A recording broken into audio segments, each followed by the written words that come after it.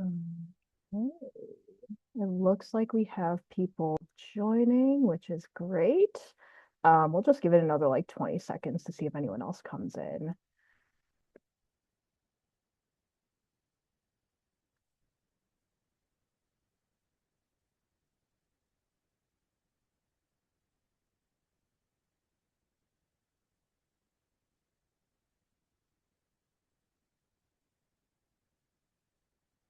Okay, cool. Not exactly 20 seconds, but I feel like whoever is here wants to be here. Cool. Well, yeah, thank you all for coming to our virtual info session about the study abroad programs in Spain. The programs that we're going to talk about today are specifically programs that have coursework taught in English and have no Spanish language requirement in order to attend them. So the ones that we'll be talking about today are IES Barcelona, St. Louis University Madrid, and then our WIP Madrid English track program. For today, we are going to just go through our formal presentation. The first part will kind of be some basics about study abroad, how academics work, costs and funding, things like that. And then we'll actually get into descriptions of the different programs and their features for you to kind of get some more information. This session is being recorded and we will post it to YouTube later, so you have it for access. And you can watch it back if you want to kind of get the same information. Throughout the presentation, I will also be dropping links in the chat for resources that we're talking about. So if you want to open those and bookmark them for later, that could be helpful. And lastly, we will keep our cameras on for introductions, but then we'll turn them off during the actual presentation, and we'll come back at the end. If you have any questions, there is the Q&A function on this webinar. Feel free to leave them in there, and then we'll get to them at the end if we have time. And yeah, we will start from here with some introductions. So let's move on. Kristen, do you want to start us out? Sure. Good afternoon. My name is Kristen Calkins, and I'm a study abroad advisor with International Academic Programs.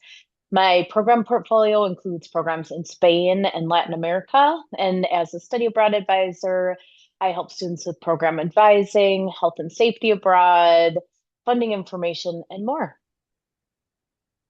Awesome. And then I'm Allie. I am an exploration advisor here at International Academic Programs. I do more general advising for students who are just getting started with the process. So in my appointments, we talk about what programs there are available, kind of how to narrow them down, and kind of some introductory resources to get started with the study abroad process. Hi, everyone. My name is Emma Hetzel. I am an enrollment manager with International Academic Programs. I work with all the programs that we're going to talk about today. So I'm going to be your go-to person if you have questions about the application process, course equivalence, eligibility, the transcript processing process. So please feel free to reach out if you have questions about any of those things. Hi, everybody. My name is Paige Navis. I'm a study abroad advisor and program manager within International Academic Programs. I work with the St. Louis University Madrid program, so I'll be talking about that today. I cover the same advising areas as Kristen mentioned, so do feel free to reach out if you have questions. Awesome. And then one last disclaimer before we get started with the presentation. I mentioned the three programs we're going to talk about today. There are other programs in Spain that, first of all, like have Spanish language requirements. There are some that are run through our School of Business Study Abroad office, some through the College of Engineering. We're just going to be talking about the three programs that have courses taught in English and are led by our like central study abroad office, IAP. If you're interested in any of the other programs, there are other advising offices on campus, and we'll have their information at the end of this presentation, I believe. Okay, so to get started, we're just going to do a bit of basics about academics abroad. So if you participate on any study abroad program through UW-Madison, you do earn credit for every single course you take abroad, and the grades that you earn abroad do contribute towards your GPA. The credit you're getting is called in residence UW-Madison credit, which basically just means if you look at your transcript, it won't really look like you went abroad at all. It'll just come back as a normal UW class. And if you read the fine print, then you can tell it's a study abroad course. It is also possible to earn honors credit abroad if you're, for example, part of the College of Letters and Sciences Honors College, or if you have honors in the major. That is definitely something to talk about with your academic advisor if that's something you're planning to do for your time abroad. Every course that you take abroad will have a UW-Madison equivalent course. So based on the content, the level, the rigor, all of those kinds of things of the course you're taking abroad, it will be equated to a certain course here at UW-Madison. Obviously, the department and the course number and level will just depend on the different features of the course you're taking abroad. And Emma will talk a bit more about kind of how that course equivalent process works. But it is possible to, again, make progress towards your degree, get some major credit, get maybe like some gen eds done. If you have any questions about what courses to take abroad, kind of what fits best in your schedule, how to stay on track for graduation, those are really questions more so for your major like academic advisor or like a certificate advisor. They can walk through your DARS report with you and go over what might be best to take during that time. If you know what you're studying and you know that you want to go abroad, a really good resource we have is our major advising pages. These are essentially guidebooks written by some of the majors and departments on campus about study abroad and their advice for students. So on there, you will find things like the best time to go abroad, courses to maybe save for abroad, and a list of recommended programs that might fit that major better. We don't have a major advising page or map, as we call them. We don't have maps for every single major and certificate yet. They are a continuous work in progress. But if you don't find one for your major, that doesn't mean you can't study abroad. It just means that it would probably be beneficial for you to talk with your academic advisor and us to kind of get the full picture of what's possible for you. So if you want to scan the QR code there, that will lead you to the maps. And I've also put a link in the chat that you can use to get there, and you can feel free to bookmark that for later. But Emma will talk a bit about the course equivalents in this next slide. Thanks, Allie. So I'm going to talk a little bit about how the course equivalents work on one of our approved study abroad programs. I do want to note that while we are showing the pre-approved course equivalent page for the IES Barcelona program specifically here, this page does exist for all of our programs. So you'll find something similar for SLU Madrid and for WIP Madrid English as two examples. So to find this page, you'll go to the Academics tab on any of our program pages. And then at the very bottom of that page, it says Course Equivalents, and then there's a link for viewing course equivalents. So you'll see on the site course listing for Barcelona, Spain for the IES Barcelona program, there are a few different columns. On the left-hand column is the program course name, where the first example here is Introduction to Probability and Statistics. It also lists the location that the course is taught. So IES Barcelona is an example of one of our programs where there's a few different locations you can take courses. This Intro to Probability and Statistics course is located at IES Spain, which means that it's taught at the IES Abroad Center. The next column is going to be the UW-Madison equivalent that has been pre-approved for that program course. Please note that this list is not an exhaustive list of courses. This is a historical record of courses that students have taken in the past. The departments here on campus have reviewed and have noted that the course is pre-approved for future students that take that class. You'll next see a number of letters that seem like they don't mean anything, but they do have a purpose. On the right-hand side, you'll see a link to open the abbreviation key. That tells you what each of those letters stand for. Essentially, those letters are going to be the different course attributes that are attached to the UW-Madison equivalent.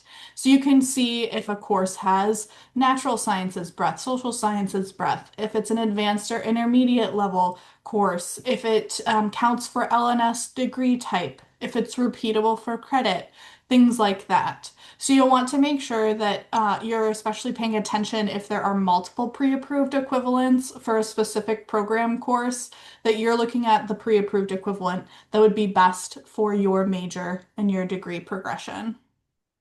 I mentioned it's a historical list of courses that students have taken, so it's not guaranteed that the courses on this list will be offered the term that you are studying abroad. So there are a few other pages that you can use in collaboration with the pre-approved course equivalent page to determine, which courses will be offered.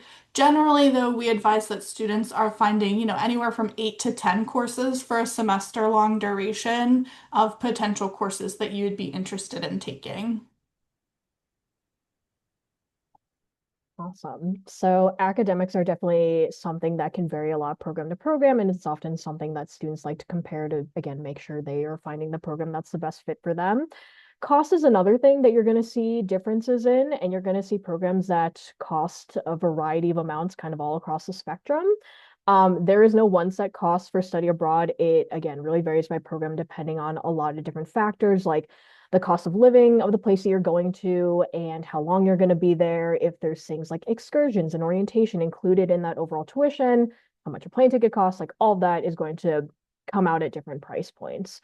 To help you compare that, we do have cost sheets for every single program listed on these program pages.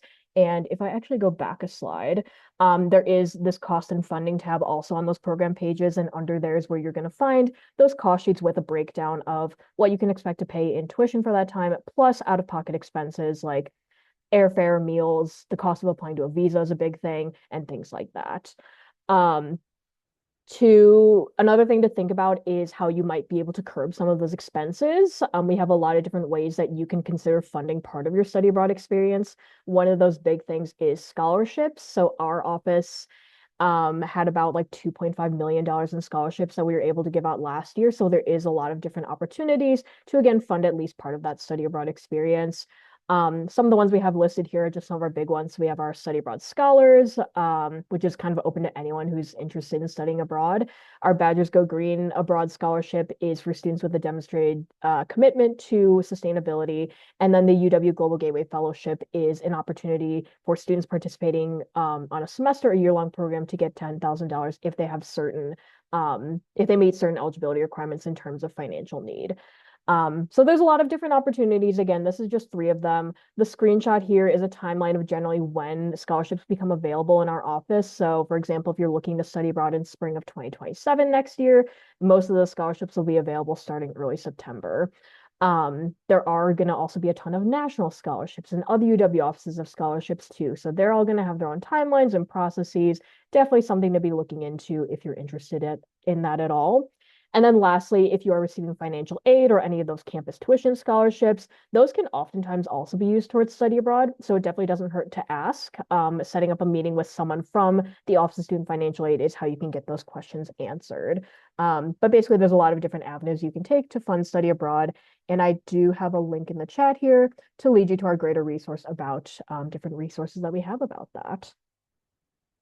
Okay, now into the fun part of the presentation. Here are our program introductions. So we will start with IES Barcelona. You can scan the QR code if you want to be taken directly to the program page. And I will also put that link in the chat here, but I will let the program team take over.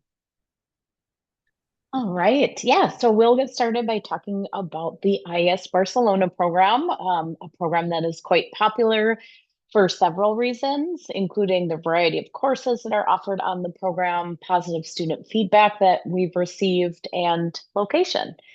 So the IES Barcelona program is a study abroad program administered by IES Abroad, which is a study abroad provider.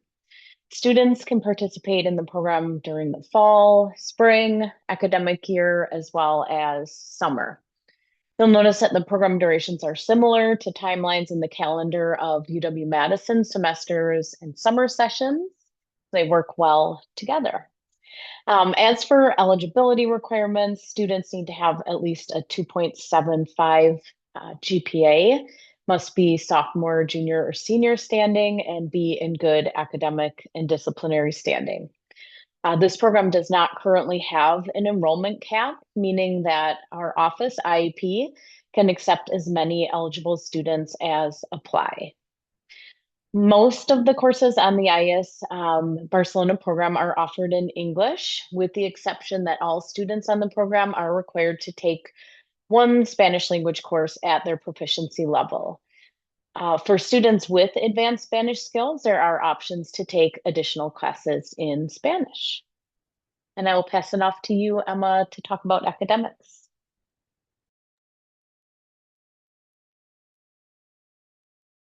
Thanks, Kristen. So on the IES Barcelona program, looking at academics specifically, actually new starting with the spring 2027 cohort. The credit requirement for the semester duration is going to be reduced to 12 credits. So you may see some slightly conflicting information. IES has not updated their website with this information yet for spring 2027, just because through fall 2026, students have to take 15 credits. So just note that we have this updated on our program page as well, that for the spring 2027 cohort and beyond, students are required to take a minimum of 12 credits of classes, 18 credits maximum. So typically this looks like 4 to 6 classes. And then in the summer, it's going to be 6 to 7 credits worth, which is about 2 to 3 credits, or excuse me, 2 to 3 classes, with that option to add on that third class for some additional credits for the summer term. During the semester duration, one of the courses, one of those 12 credits, has to be the Spanish language course. As Kristen noted, it is at your Spanish language proficiency level. You take a Spanish language placement exam with IES, it's online, before you enroll in your classes, so you know which level to enroll in. You also have the option to participate in a part-time internship, where you'll work part-time with the internship company as well as participate in an accompanying internship seminar course. Over the summer duration, you'll take one Spanish language course again at your Spanish language proficiency level after you take the Spanish placement exam, and then a Spanish language, or excuse me, a Spanish culture course to accompany that Spanish language course.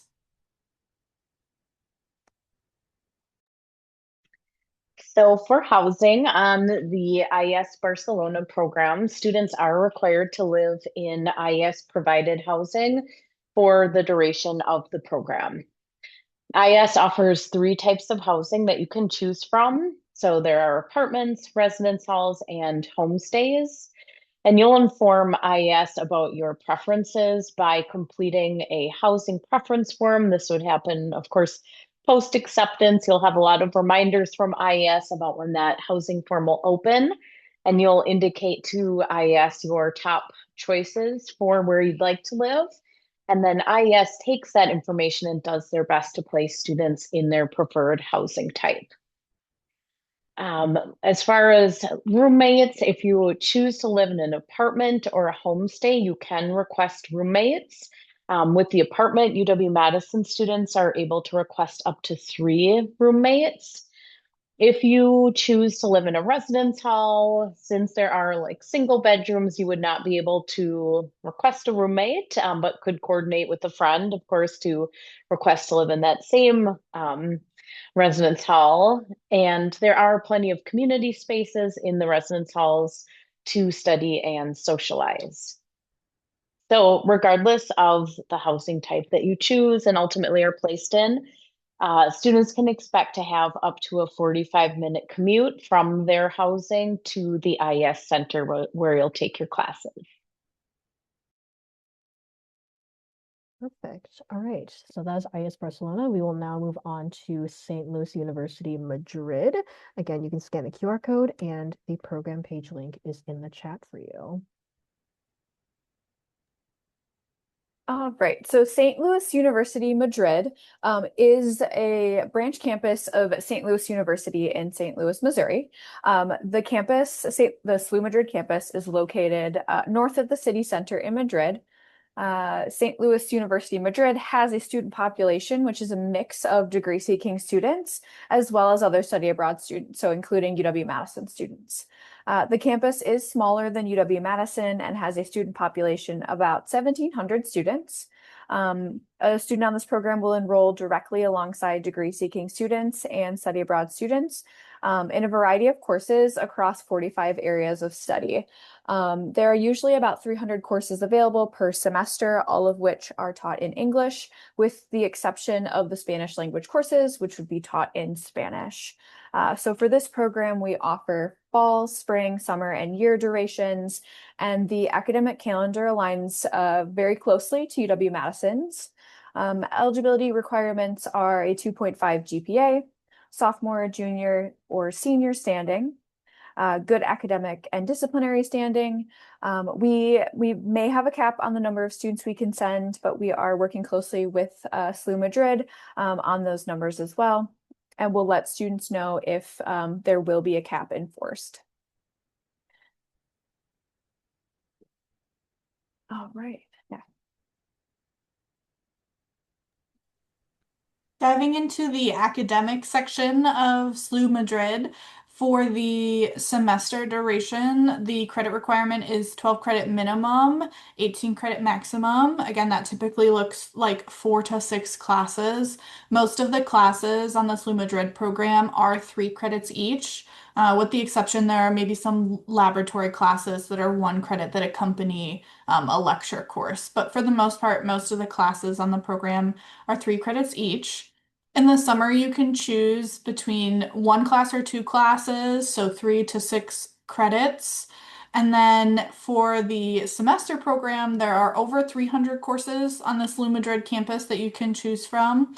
So again, when we talked about course equivalents earlier, you can use the SLU Madrid course catalog in collaboration with the SLU Madrid pre-approved course equivalent page that we have to look at the different options.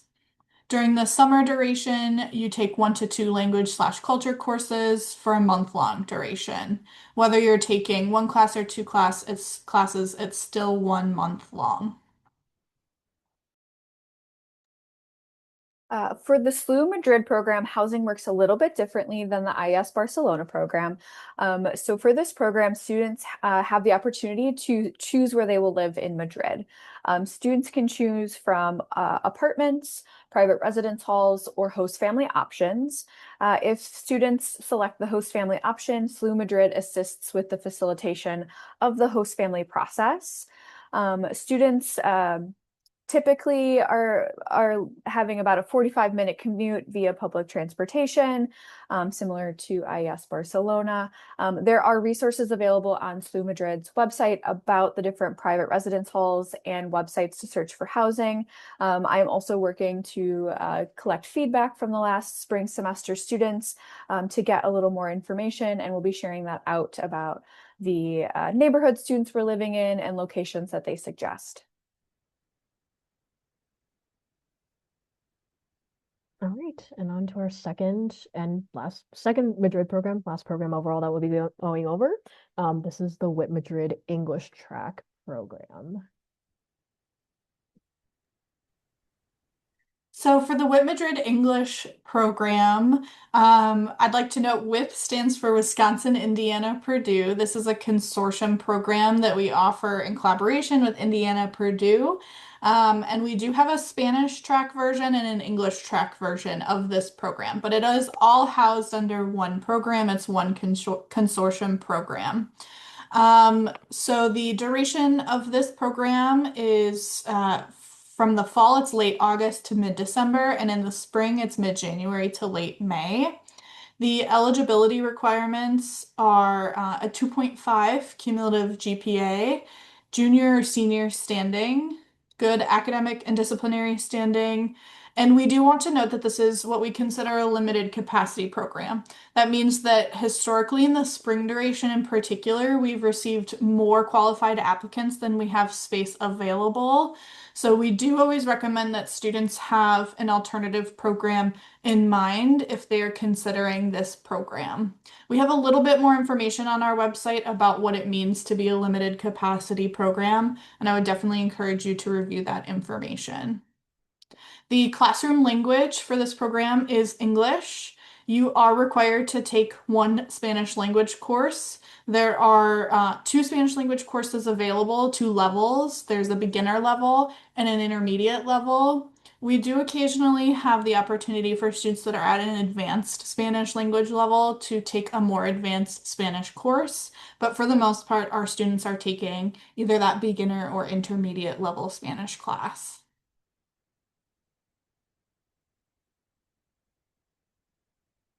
On this program, you are required to take a minimum of 15 credits, maximum of 18 credits, so that's going to be 5 to 6 classes. As I noted, one of those courses has to be the Spanish language course. that is at your proficiency level. And the other courses are going to be culture courses taken through Reunidas, which is the section of the Complutense University of Madrid. The Reunidas consortium is a larger consortium within our smaller WIP consortium.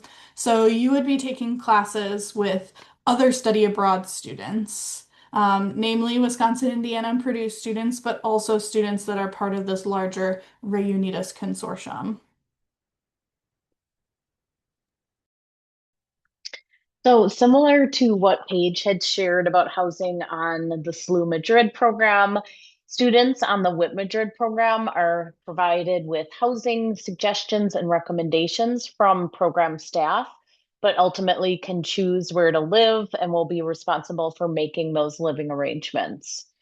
So the types of housing available for this particular program include apartments, residence halls, and homestays.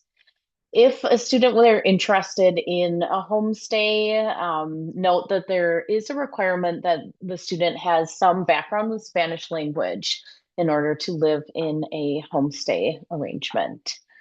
Like our other programs that we've talked about in Spain today, students can expect up to a 45-minute commute from their housing to the university. Finally, I wanted to mention that the WIP program provides a housing orientation after students are accepted to the program to discuss these various housing options, hear from some of the housing providers in Madrid, and learn the process of reserving their preferred housing. So you'll have a lot of support throughout that entire process. Great. Okay, so that is the program overview. These next couple slides are just going to be some other resources that we feel like might be helpful as you do your research and kind of look into which program might be a good fit for you. This first slide here is all about how to connect with students who have already been abroad on these programs and hear about their experiences, ask them questions, and things like that. So every program page has a student voices tab alongside all those other ones about like academics and costs and all of that. And in that student voices tab, you will be able to find things like photos, videos, blogs, quotes, all of those kinds of things that really kind of give you an inside look into what the program is actually like from the student perspective. We also have what we call our return student network, which is essentially a database of students who have consented to be contacted by interested students.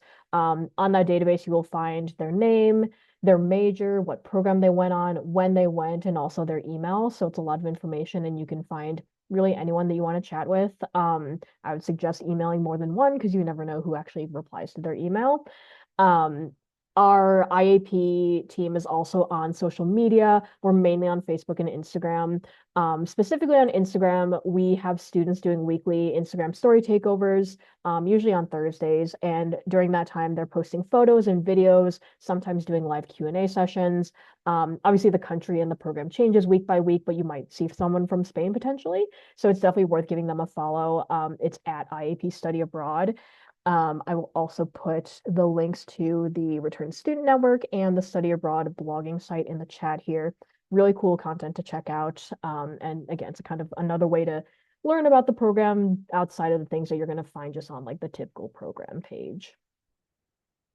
Some other things to kind of think about is that there are programs outside of Spain. If you are interested in like improving your Spanish at all, there are also a lot of programs in Latin America.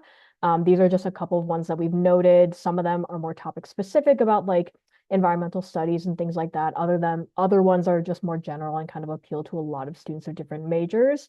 There are also opportunities to do an internship, like interning full time, working kind of like 30 to 40 hours a week instead of really like rather than taking classes. So there are a lot of opportunities for that as well to explore if you're kind of more interested in that professional development side. We do have a intern abroad advisor, Kimberly, who specifically focuses on the Spain and Latin America internship opportunities. So she is a really great resource to go to, chat with her if you're interested in any of those opportunities.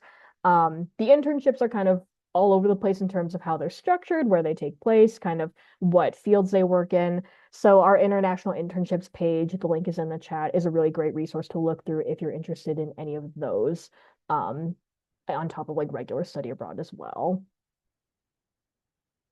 Okay. And then, yeah, this is already the end of our presentation, but in terms of next steps, there is already a lot that you can do right after the session finishes. So first would be to just think about what your goals are for studying abroad and kind of how those intersect with what program is going to be a good fit for you. Is your goal language learning? Is it taking certain classes? Is it seeing or like interacting with a certain community? Things like that. Meet with your advisors. So we definitely host advising sessions. We have program advisors like Paige and Kristen and Emma, and we also have just general exploration advising like what I do. So if you want to book an appointment, you definitely can feel free to do so. Also talk with your academic advisor. Again, if you have those questions about coursework and scheduling and all of that, they're better equipped to answer those questions by looking through your DARS report with you. Consider your budget. We talked about how costs can be kind of all over the place. So look into those cost sheets and kind of see what that might look like compared to spending a summer or semester here at UW-Madison. On top of that, apply for financial aid if you haven't, fill out the FAFSA and apply for scholarships when they become available. Connect with return students, definitely utilize all of those resources. The return student network especially I find super helpful, and I think students really like that resource. Update your passport. Usually your passport does need to be valid 1 year after you finish your program, so check the expiration date. And also the processing times for getting a new passport or applying for one can sometimes take a while, so just do that sooner rather than later. Our office does offer a free passport photo service for all UW-Madison students. It's currently not running this summer because we are having some technical difficulties with our equipment and have to order some new parts, but it should be up and running in the fall. So there is a place on our website where you can make an appointment. I have the link in the chat. So if you want to take advantage of that when we come back to campus, feel free to do so. And then lastly, apply to your program. Applications typically open a year before you go abroad and are due the semester before. So for example, if currently the applications for spring of 2027 are open, and then the fall of 2027 program applications will open, I believe, around August 1st. So check those timelines. They are all published on the website, so you can definitely get more concrete information there. But every program might have a slightly different deadline, so make sure that you are checking those details. Um, Anything else I can add from the advisors that I'm missing here? Awesome. I just put in the chat, like if anybody in the room is interested in any of our engineering programs in Spain, I work with those programs and you're welcome to come and chat with me about those. Perfect. Thank you, Paige. Yeah, so that is our run through of the Spain programs, again, that have the English course options. These are just some other helpful resources you can look into. So if you want to join our email list, that's how you can get updates about applications, scholarships, all those good things, and like info sessions. Our social media is there, our general study abroad website that will probably be your best friend as you're looking into all this. I will also put a link for advising to schedule an appointment there if you want to. Currently, the Red Gym is closed due to, again, technical difficulties on the UW campus. So we are kind of all virtual right now, but we do have appointments via Zoom and on the phone and stuff like that.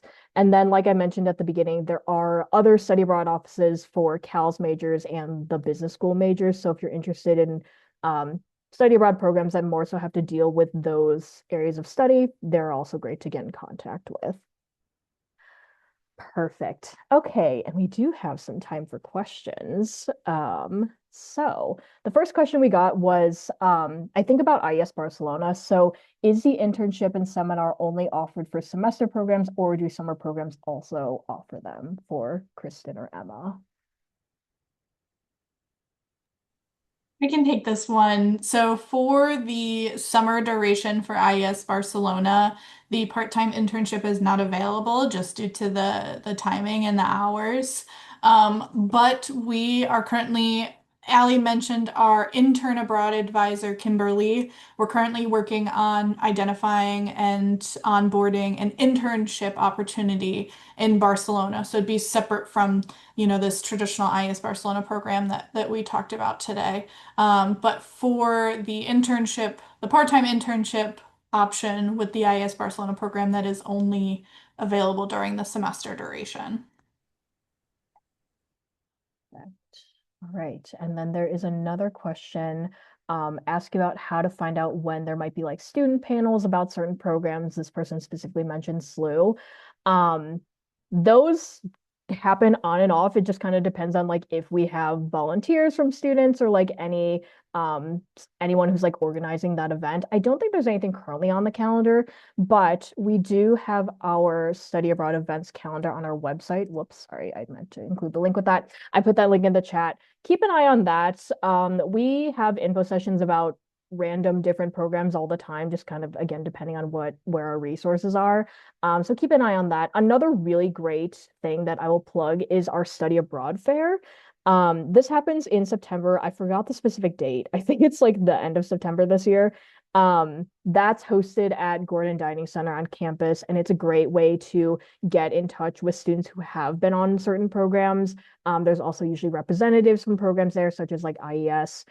So that's another great way to just get more information if you're interested at all. Okay, this is another question. So is the 45-minute commute to campus measured by walking or by another means of transportation, like public transportation or something like that? I think I could say it depends. I think it could be either one. Some of the locations would be walkable based on housing assignments. Some would be by like metro or other means of public transportation. So it just kind of depends on, yeah, the housing. And before, you would arrive, for example, with IES Barcelona, they are the ones that would assign and arrange all of your housing for that program. They would let you know your housing assignment ahead of time, so you would be able to kind of do some mapping and figure out exactly what your commute might look like. And on-site staff could give you further assistance before you go or once you're there with coordinating any kind of commute that you might have as well. Great. Any other questions while we're here? Allie, there are a few questions in the full chat too. Oh, there are. Thank you for pointing that out. Okay, so let me scroll up a bit here. Okay, so how does it work if I'm traveling internationally a few months before my planned abroad session? Do I have to turn in my passport before? They said they're traveling in December and plan to study abroad in the spring. So yes, I'm sure that's very much a common question that we get a lot of the time. So Kristen or Paige? I can jump in on this and Paige if you'd like to add anything. So on our program pages in the logistics section of any of our programs that we've talked about today, we do have a section on the visa. So for any of these semester year-long opportunities in Spain, there will be a student visa requirement where you will have to submit your physical passport book in order to apply for your student visa. We do have a note on our program pages that you were advised not to leave the US for any international travel up to 3 months before the program begins, as your passport must be turned over to the consulate for visa processing. So our advice would be to avoid any kind of international travel leading up to those 3 months before the program begins. Paige, I don't know if you wanted to add anything, but that would be our advice. Mm-hmm. Yeah, nothing really to add. I think with like the SLU Madrid program, it's important to note that that program starts in early January. And so there isn't a ton of time between the end of the fall semester and the beginning of the semester for travel. It's not the full month of January like we have here on campus. Students are typically arriving within that first week of January in Madrid. But if you have specific questions, you're welcome to email Kristen and myself about your specific situation.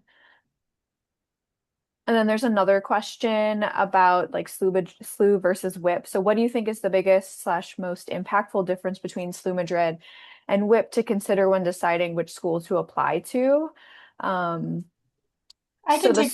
Yeah. Oh, Yeah. sorry. I was No, just go gonna ahead. say No, I can take this one page just since I work with both of these programs, and this is a very common question that we get, and we've kind of divided it up into 3 different areas that we really encourage students to look to when deciding between these 2 programs. So the first area is going to be academics. The WIP Madrid English program only offers between 10 and 15 classes during the fall and spring semester.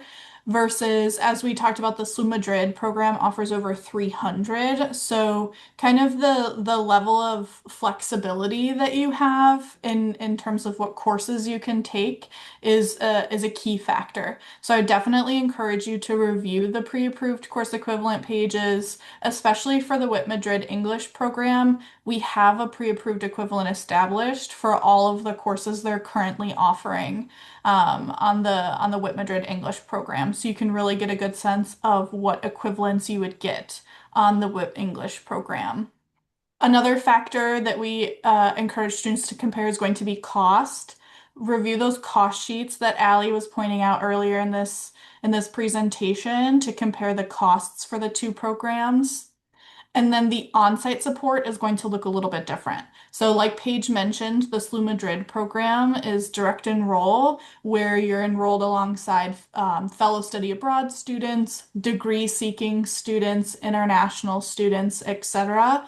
Versus the WIP Madrid English is a consortium program where you're supported by staff that are hired specially for Wisconsin, Indiana, Purdue students.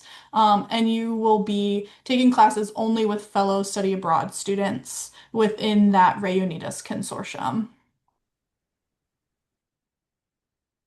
Thanks, Emma. There's just one last question in the Q&A box here, and I think it's for you.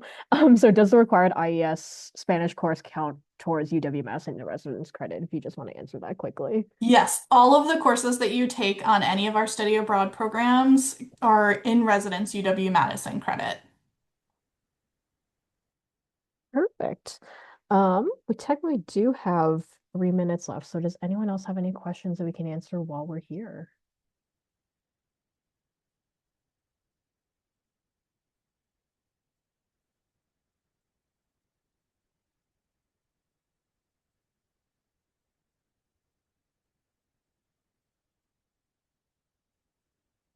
Right. I'm not seeing anything come in. If you do have questions, we are all contactable by advising, email, whatever works best for you.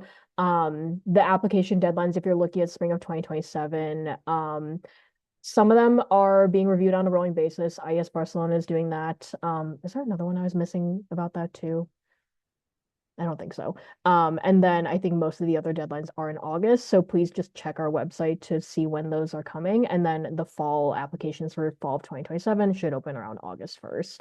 But yeah, this recording again will be up on YouTube if you want to watch back any of this content. And definitely please use the resources we talked about, start doing your research, and come back to us at any time with questions if you have them. But yeah, we will end it here. But thank you all for attending, and good luck with the application and all that if you're getting started with that.